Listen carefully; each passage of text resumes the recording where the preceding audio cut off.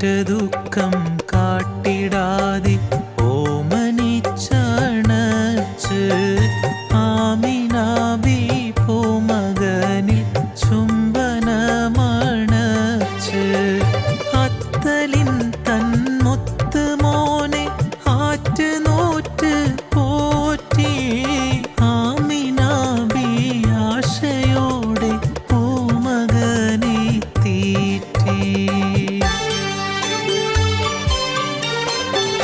അങ്ങനെ കാലം കഴിയും കാലമോരോ നാളിൽ ആമിനാബിയും മകനെ വിട്ടുപോയി.